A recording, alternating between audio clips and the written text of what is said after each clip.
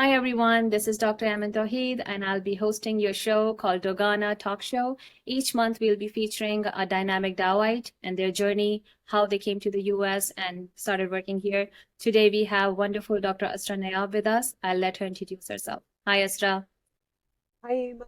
Thank you for having me here. Hi, everybody. Assalamu alaikum. I'm Dr. Asra Nayab. I am from batch 2012 DMC, and I'm currently residing in Las Vegas, Nevada, USA. I'm a neuroradiologist, and uh, I love outdoors. So right now I'm just sitting in my outdoor garden, sort of, and as good as you can have in Vegas because it's a desert. I'm really happy to be here and to, give my spiel on whatever Eamon throws at me today. I don't know. It's a surprise. We'll find out. Trust me, it's going to be very simple and easy. So let's Okay. get started. I'm going to start with a little nostalgia. Let's talk about what's one thing you miss the most about your Dow days. My doubt is my hostel life, like my hostel life. It was fantabulous. Honestly, I would not trade it for anything. I was a hostelite for 4 out of 5 years and made the most amazing friends, and we're still in touch. So yeah. Wonderful. Okay.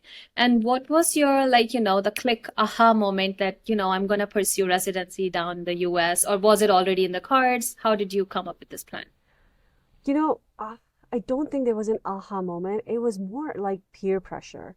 Everybody was going to US, and everyone was stellar except for me. I was no stellar student. But everyone was, oh, we're gonna do USMLE and this and that. I was like, okay, I'll give it a shot. And I applied for electives. I got lucky. I got accepted to UIC Urbana-Champaign. Went there for 1 month in cardiology, came back to Pakistan, still clueless as to what future holds for me. But again, it was more like, do I have what it takes? Because all my friends were, doing this.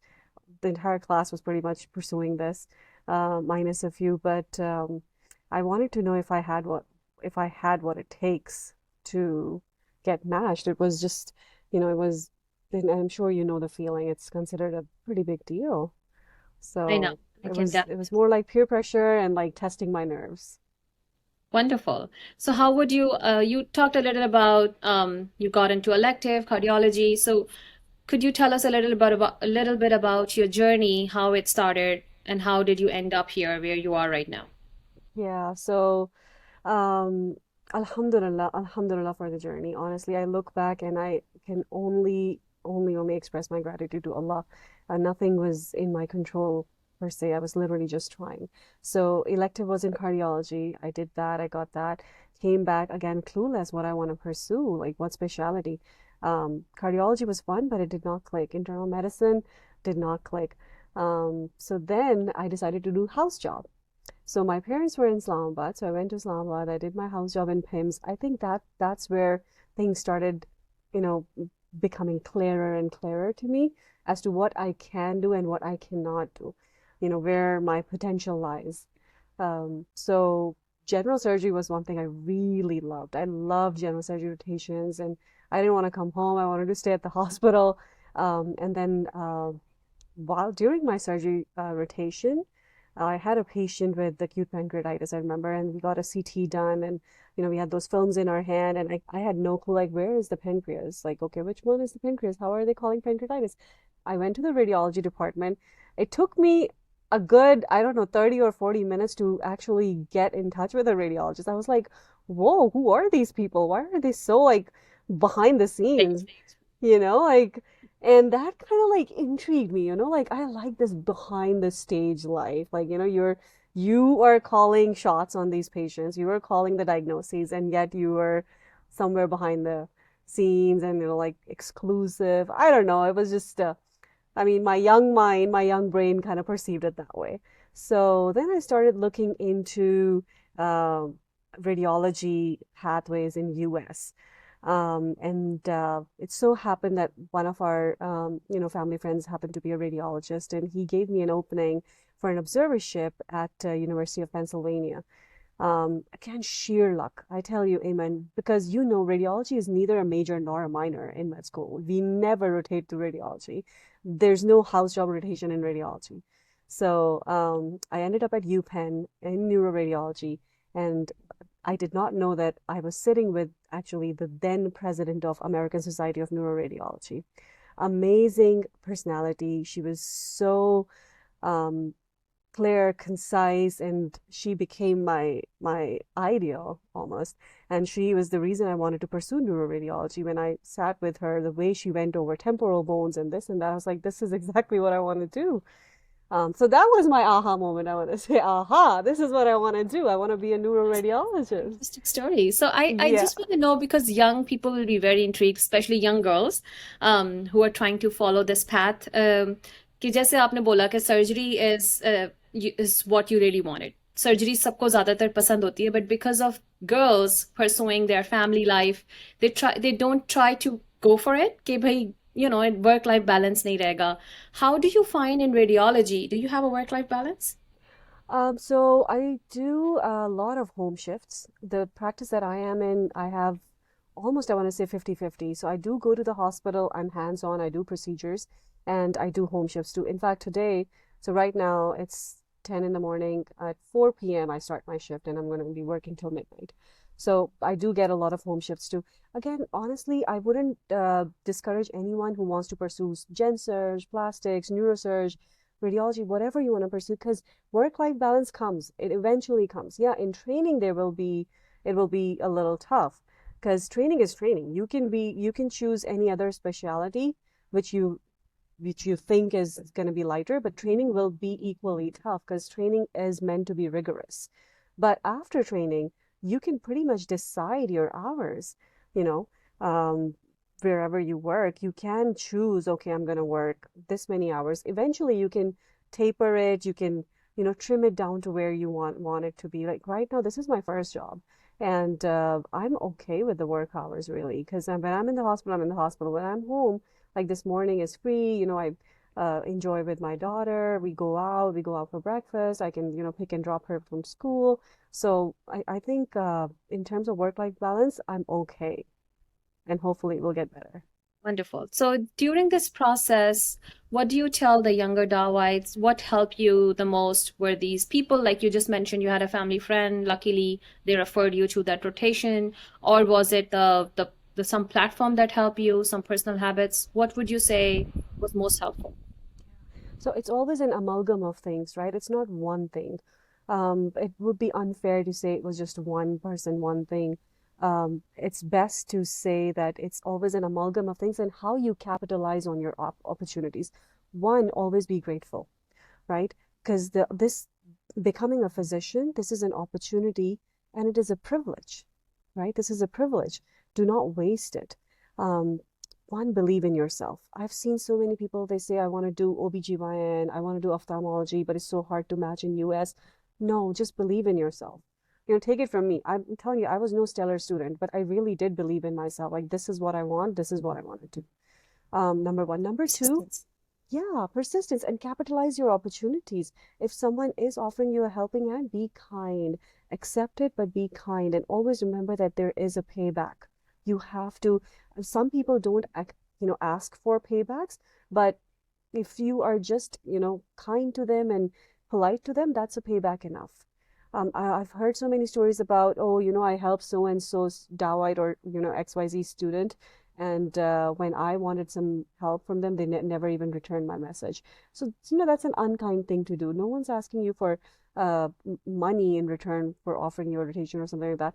But, the least you can do is be kind and genuine in your mannerism. The other thing is uh, discipline, of course. Wake up first thing in the morning, work on your mental strength, mental agility, because match takes a lot out of you. Residency takes even more. And then the life after just takes everything out of you. So mental agility, do yoga or, go to the gym, just physical like workout, running. These things are so important. So basically, this is you gearing up for what is coming next. And then patience and prayer. Always patience and prayer. keep reciting du'as while you're taking any important step. Say Bismillah for everything. These are so, so important. Such little things, but they make a huge difference. Yeah, definitely. And I also want to add here, did you mention the mannerisms? Pakistani culture may people lack saying thank you even. So if somebody has helped you, so please say thank you. So Yeah. that I have encountered a lot. Yeah. So anyway, let's moving forward. Any mistakes and regrets you have during the journey, or you may have made, and you would recommend others not to do it? Mistakes and I don't have any regrets. Um, Any myths during the journey you think would not help anyone? I would say don't be very open about your plans. Now this is like a scientifically proven thing. This is not, I'm not making it up out of myself for myself. This is scientifically proven. When you start, being very loud about your plans, I'm going to do this, I'm going to do that, your mind somewhere, there is this term for it. It says, a false sense of completion. Your brain gets a false sense of completion, and those things never come to execution. You just cannot execute them. So what I did do, it's not a regret or a mistake, but I actually did keep it to myself during my math season that I was applying in radiology, because one, no one was gonna believe me, and two, again, like there were such stellar students around me that they chances of me matching were slim, let alone in radiology. So I kept it to myself. I treated it as a sacred mission for myself. But I'll tell you, just don't overshare. It doesn't help. Um, Keep it minimal, and you have to be surrounded by positivity. Number one. So a lot of people who were naysayers around me, like, you're not gonna match it, da, da, da, da. I was not keeping in touch with those people because that was negativity. It doesn't help you. You have to have positivity around you. It's no, or no one around you for that matter. And if it doesn't help, just, it's okay if they're close friends, but if they're naysayers, it's only going to hinder your journey. You're going to feel more depleted than more empowered. So I had some questions jot down, but you have already gone through them in a way Okay. in your other answers. So I'm going to skip those and directly move to how are you staying connected with your DAO today? Are you helping your younger DAOites, or is there a way we can all help our alumni? So I am a lifetime member of Dogana, and throughout these years, I have been intermittently in touch with the Dawais and students from other medical schools in terms of preparing them for interviews, helping them with their personal statements. So I think interview preparation is a big, big thing. Do it in front of the mirror. If you feel like you don't have anyone to talk to, just do it in front of the mirror. Do a smile check.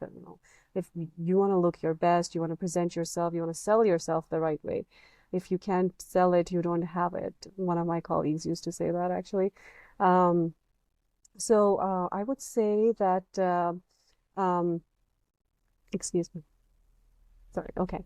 Yeah. So interview preparation is something that's very, I take it very seriously. And anytime I see someone who says we had 12 interviews, 16 interviews, and we couldn't match, I always think that, it has to be the interview skills.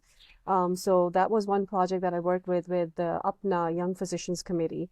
And then personal statements has been a thing. So right now I'm in Nevada. I'm also the secretary of the Nevada UPNA chapter.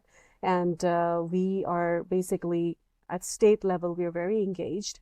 So I do talk to young physicians all the time here and there, and I'm available to help them in any way I can.